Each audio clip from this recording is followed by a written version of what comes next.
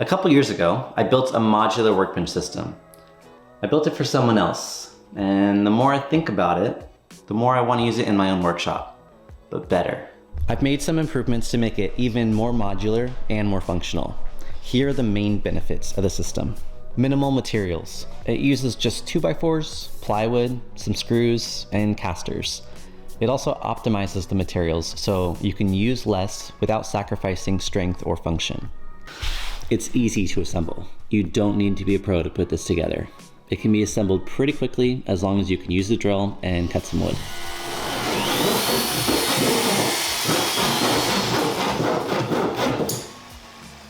What are you looking at? Don't touch me. There's no fancy joinery because it's just not necessary. So you're gonna tell me you don't have no half laps or dovetails? Oh, come on, man. You don't got no mortise or tenons, no dados, pocket do's, pocket don'ts. Nope. You're standing there telling me how to build a workbench that ain't got no rabbits, biscuits, dominoes, fingers, castles, or even one single little tongue and groove? No, it's just simple and sturdy butt joints. You can't say that. That's naughty. Well, what am I supposed to call it? That's an end joint. End joint. Okay, thank you. Anything else? Not yet. Okay. Where was I? Let's get to the workbench and what's new in version 2. I'm gonna show you pretty much everything you need to know, but there are detailed plans of this whole thing on my website if you prefer. Link below. Thanks for your support. If you saw the first video, great, you're a step ahead. The core design of this is a 4-foot by 2-foot workbench with ample storage space underneath. Multiply this and you've got a ton of layouts and function.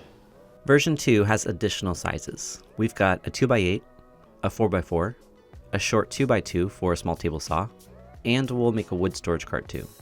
With multiple workbenches, they can be set up for any workshop configuration. Buffet style. Huddled up. Blue 42, say up! Trapped. What the? Now this is just ridiculous. Battleship. And since they're all on wheels, you can roll them away to make room for activities. I came in like the wrecking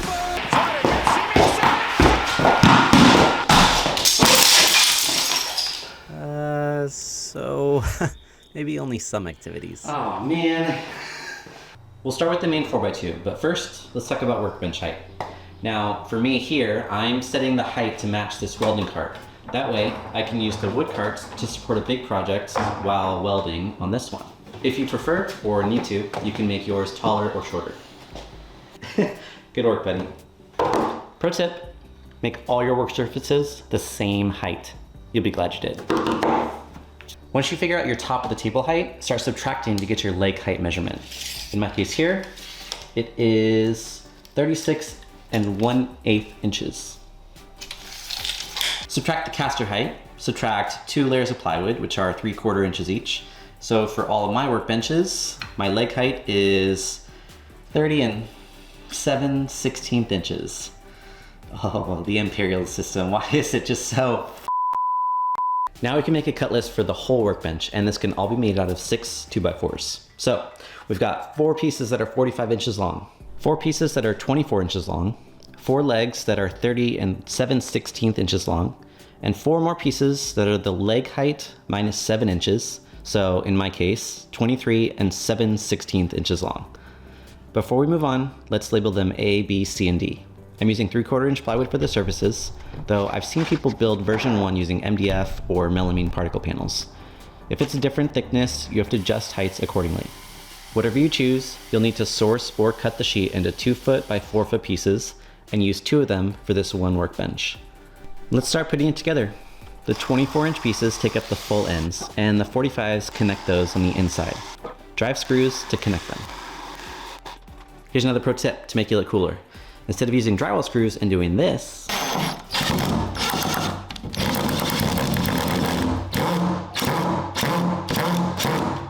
use construction screws instead. They're probably stronger and makes assembly easier because they're less likely to slip or strip. The boxes I get also come with the T25 star bit that I need, so, you know, you do what you want, but think about it. When that's together, toss the plywood sheet on top. Line up one of the short ends perfectly with the corners and screw it in. Then square up the other side and drive the rest of the screws in. This will make your platform perfectly square. Repeat that process to make 2 identical platforms. Flip one of the platforms over and attach the legs to the inside of the 4 corners like this.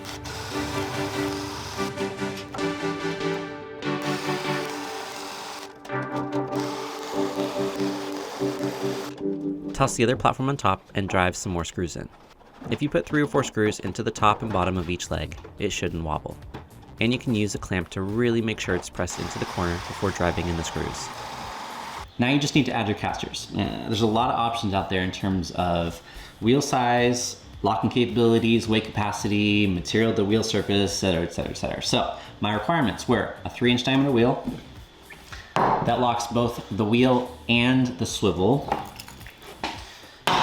and has a smaller pivot diameter. Now if you look at this one, it extends out pretty far. So I got these, with a smaller swivel radius. That'll allow me to get the wheels closer to the corner without an obstruction problem. And each wheel holds 250 pounds. You don't want to put the wheels right into the corner. When carts are connected and rolling around together, the wheels could bump into each other. So you need to space them out just enough so that way when they swivel together, they don't bump into each other.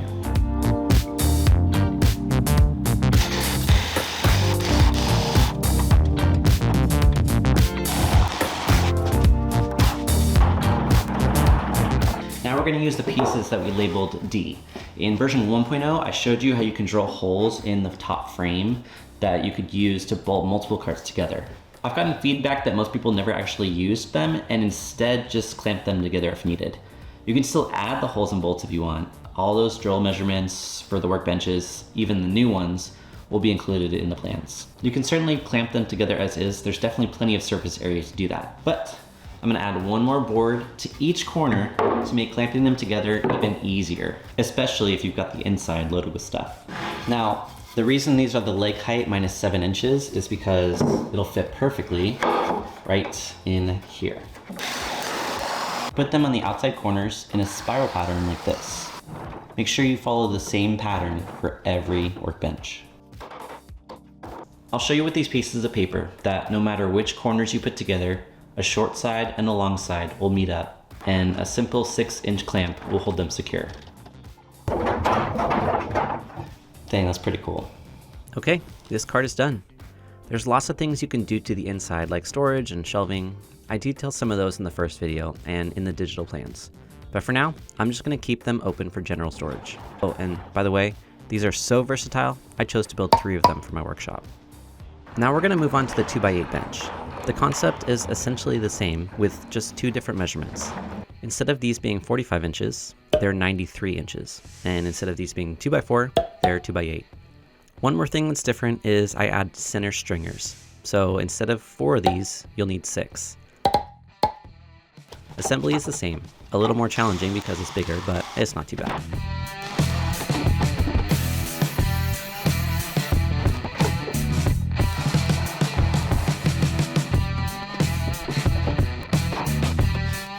In order to maximize the storage in the center, I'm putting the center stringers here and attaching them with these screw plates. If you plan on putting a ton of weight into this workbench, you can also add casters in the center to prevent sagging.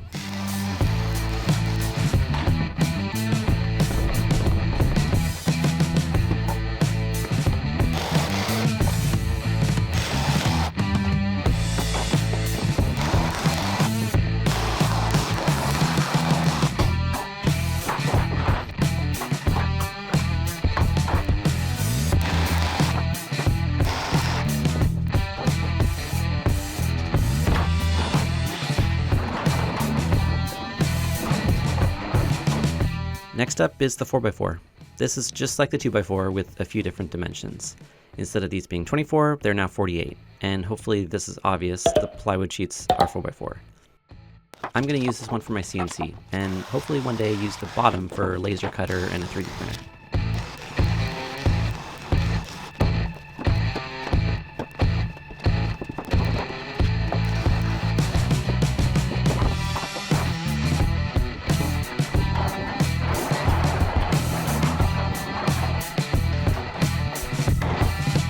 Now Now, I've had my table saw on a French cleat hooked to my workbench.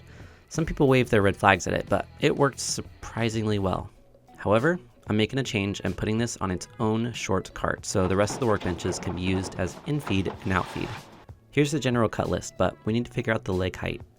Take the height measurement of the table saw and subtract it from the common leg height. Then I'm going to add 1/8 of an inch just to make sure the out-feeding piece won't catch an edge.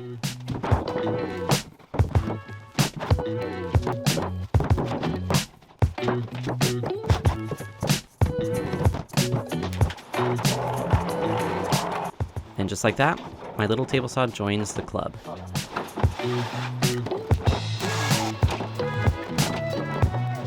A table saw, even a little one like this, can create a ton of dust. So I'm going to integrate it into my dust collection system with this catch funnel and some tubing. Now it's just plug and play. Safely, of course.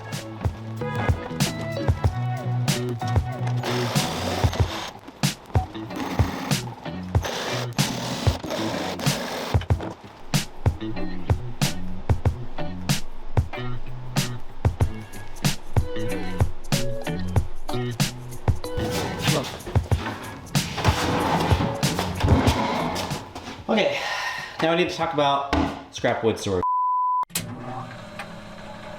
Attention, attention, everyone, gather in. The news conference is about to begin. I'd like to introduce the current CEO of woodworking. Sir, the podium is yours. I have an important announcement to all woodworkers. Throw away your scraps. Excuse me, are you trying to say... Yes, it's all garbage. I'm sorry, what do you want us to do with them? Use your driver arms and pick it up and throw it in the garbage. I've got a lot of scraps that I would use, like this piece of birch. I think that's maple.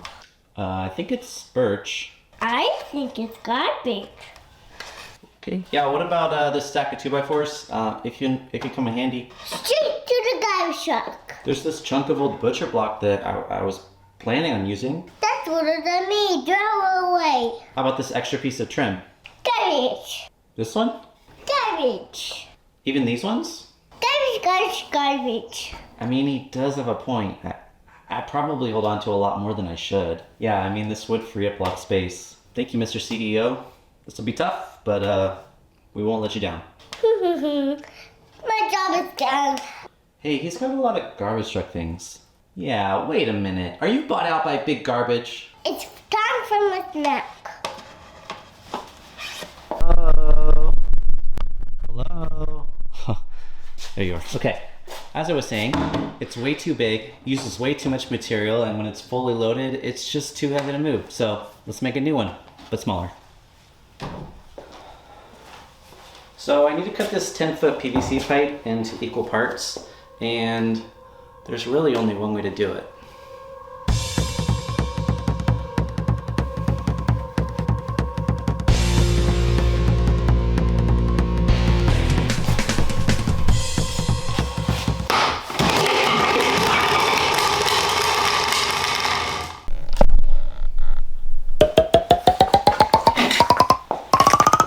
Here's all the pieces of the cart.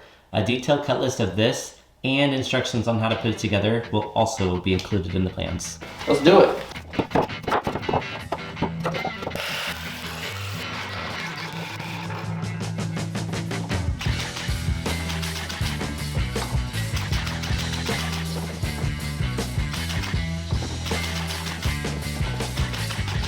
This design will work fine as is. You could just attach it right to the base. However, you can also add these little triangles in here. Yeah, that in, and it'll just add a little bit more support to the base where it's gonna hold all the wood.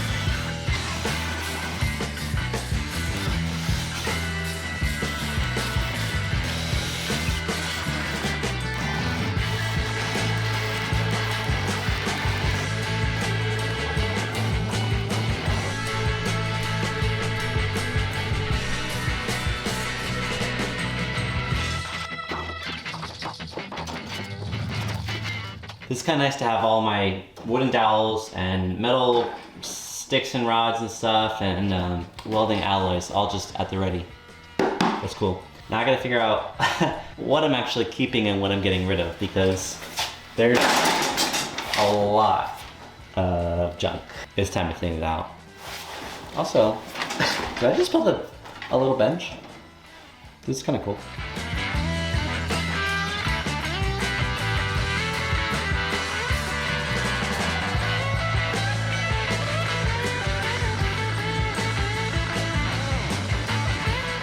I can't tell you enough how excited I am about this new workbench system. Everything is the same height, everything can move around, nothing's gonna get lost or buried under a big workbench. I'm ready to start doing more projects out here, and maybe this inspires you and your workbench system. If you like this one, check out the plans. Okay, that's it for now. See ya. You can, oh, it's standing up tall. Yep. No, Here, that's scary. I'll get it for you. Dad. Here. Our Mickey. In the You trash. say, I think it's garbage. I think it's garbage. Dad, there's garbage on the ground. Oh yeah? Alright. Our Mickey.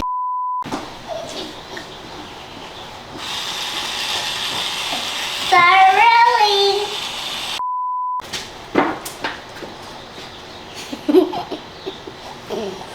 Can I drill now? Yeah, go for it.